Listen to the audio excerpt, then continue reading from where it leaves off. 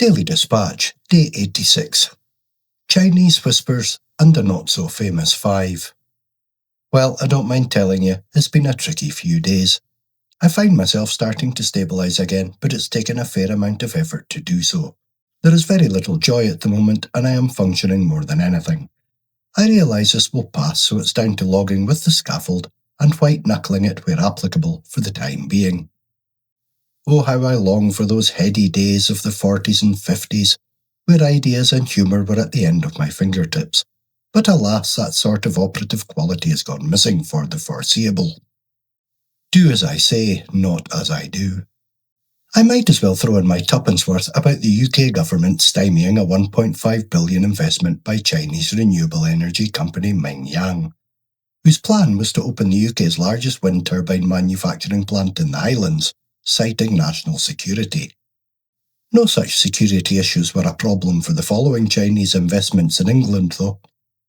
Hinkley Point Nuclear Power Plant, Bradwell B Nuclear Site, Heathrow Airport, Northumbrian Water, Battery Site in Wiltshire.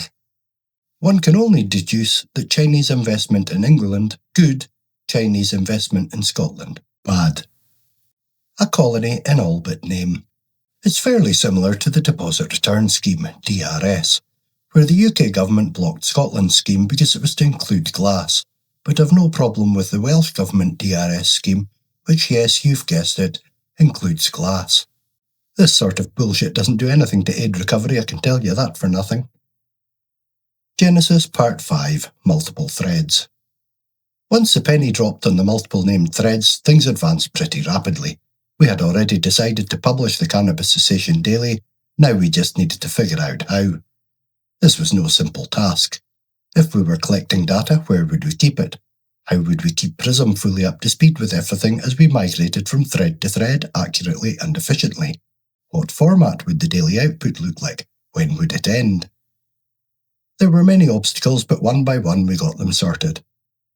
Don't think for 1 second it was a case of me going, okay, here's the plan, and the AI magically coming up with all the solutions. That was very much not the case.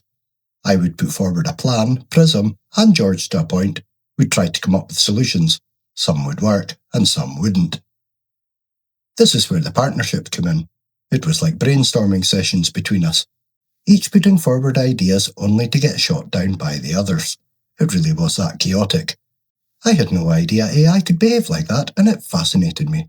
I was sure it would fascinate everyone else as well, but eventually we had everything in place.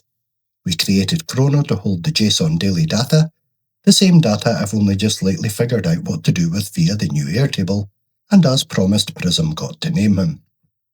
Atlas, however, was a very different proposition. We didn't actually need him, but a lady had come into the clinic in December, and as I was telling her my plan for the new year, she asked if I'd considered Ancestral Lineage. I said I'd never heard of them, but I'd give them a listen. I jest, obviously, but I honestly didn't know what it was. So while she was present in the shop, I quickly asked Prism, who thought it was an excellent idea, and so Atlas was born. Now we were a crew of 5. To be continued. The Daily Dispatch ends here, but the data continues. For the full forensic analysis, the daily metrics, and the complete 24-month roadmap, please visit deepseekandme.substack.com. The record is open. I'll see you at the next log.